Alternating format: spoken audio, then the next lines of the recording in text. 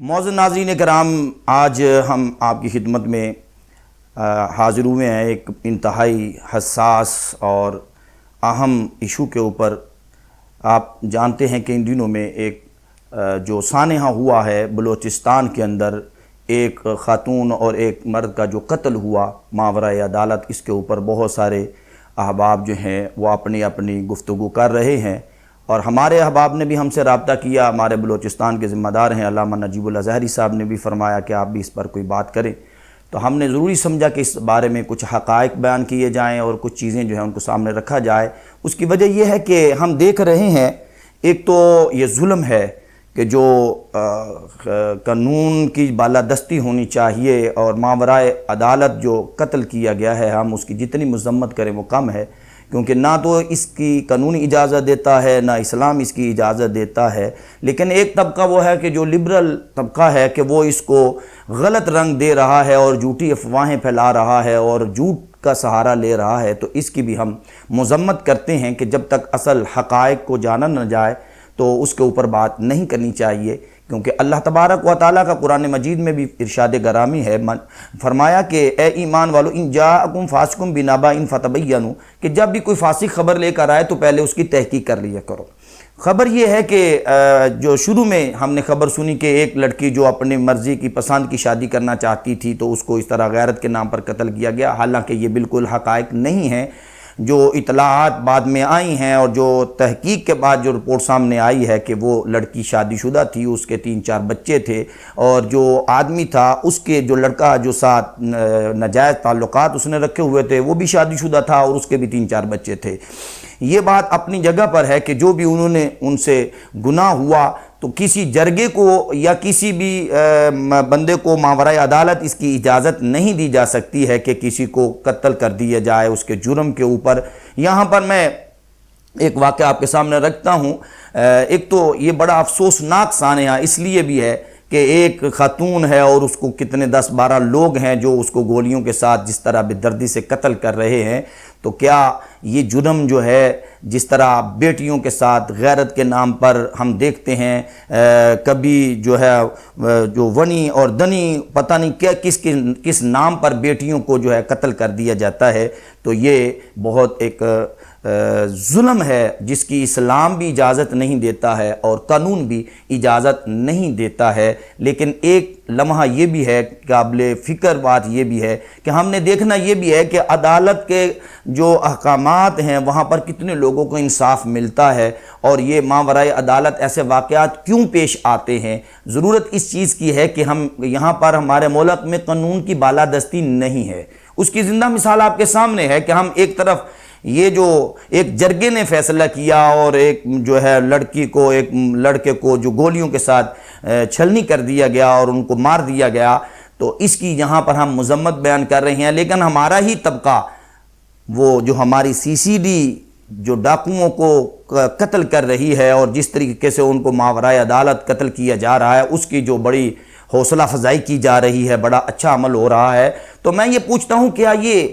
کام عدالت کے ذریعے نہیں ہونا چاہیے تھا کہ یہ قانون کی بالادستی ہونی چاہیے تھی؟ وہاں پر بھی تو بے شک وہ ڈاکو ہیں، لیکن انسانیت کی تذلیل تو ہے نا، کہ جس طرح کہ ان کی جو مارنے کے بعد بھی ان کی ڈیڈ باڈیز کے ساتھ جو بے حرمتی والا معاملہ کیا جاتا ہے، اس کے اوپر ہم خاموش کیوں ہیں اور اس کی ہم حوصلہ افزائی کیوں کرتے ہیں؟ ٹھیک ہے کہ اس کے ذریعے سے جرائم رک رہے ہیں، لیکن عدالتوں کا جو کام ہے وہ عدالتیں کیوں نہیں کر رہی ہیں؟ ہمارا تو حق بنتا ہے کہ ہم، جب ایک قانون 2004 میں بنا تھا کہ جو بھی کوئی غیرت کے نام پر کسی کو قتل کرے گا اس کی کم از کم سزا جو ہے وہ 25 سال قید ہے یا اس کی سزائے موت ہے، تو اس کے اوپر عمل درآمد جب ہوگا تو اس طرح کے واقعات نہیں ہوں گے۔ لیکن افسوس یہ ہے کہ قانون کی بالادستی نہیں ہے، اس کے اوپر عمل نہیں کیا جاتا، اور ہماری عدالتوں میں زندگیاں گزر جاتی ہیں کہ لوگ فیصلہ کروانے کے لیے، انصاف کے لیے وہ ٹھوکریں کھاتے مارے پھرتے رہتے ہیں، لیکن ان کو انصاف نہیں ملتا۔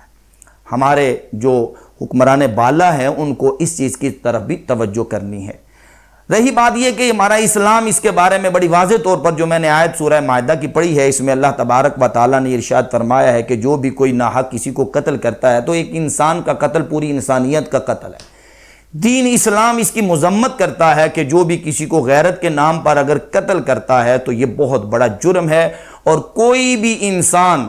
شعور اور احساس رکھنے والا ایسا نہیں ہو سکتا ہے کہ جو اس کی مذمت بیان نہ کریں۔ اب ابدی وقار، اب یہ بات بھی انتہائی اہم ہے اس حوالے سے، جو ہم دیکھتے ہیں کہ یہ اکثر معاملہ جو ہے وہ صرف بیٹی اور بہن کے ساتھ ہی غیرت کا معاملہ کیوں ہوتا ہے؟ بیٹے اور بھائی کے ساتھ ایسا معاملہ، غیرت صرف اس موقع پہ ہی جاگتی ہے۔ غیرت اس موقع پہ کیوں نہیں جاگتی ہے کہ جب بیٹیوں کو ان کا وراثت کا حق نہیں دیا جاتا ہے، تو وہاں غیرت کہاں مر گئی ہوتی ہے؟ وہاں پر غیرت کیوں نہیں جاگتی ہے؟ اور پھر ایک جو بھائی ہے،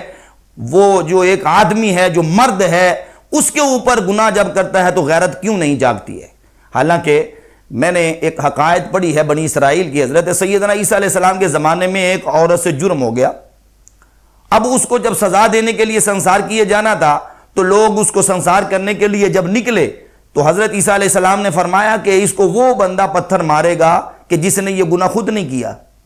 تو وہ سب لوگ پیچھے ہٹ گئے اور کوئی آگے نہیں بڑھا۔ تو آج سوال یہ بنتا ہے اور پوچھنا چاہتے ہیں کہ یہ جو گولیاں چلا رہے تھے اس لڑکی کے اوپر، اس خاتون کے اوپر، ان سے کوئی جرم نہیں ہوا، یہ دودھ کے دھلے ہوئے لوگ ہیں۔ اور اب ہم دیکھیں گے کہ ہماری نظریں حکومت کے اوپر بھی ہیں، عدالت کے اوپر بھی لگی ہوئی ہیں کہ یہ کہا جا رہا ہے کہ بااثر لوگ ہیں وہ چھوٹ جائیں گے۔ جیسے ہوتا ہے، ہم دیکھتے ہیں پہ لوگ جب جیل سے رہا کے آتے ہیں، پھولوں کی پتیاں پھینکی جاتی ہیں، پھولوں کے ہار پہنائے جاتے ہیں، اور وہی درندے پھر دوبارہ اسی طرح ہمارے معاشرے کے اندر ہمیں گھومتے پھرتے دندناتے پھر نظر آتے ہیں۔ تو ضرورت اس چیز کی ہے کہ آج ہمارے حکمرانوں کو جہاں یہ قانون بنایا ہے اس کے اوپر عمل درآمد کرنے کی ضرورت ہے، تاکہ اس طرح کے سانحات نہ پیش آئیں، اس طرح کے واقعات نہ پیش آئیں۔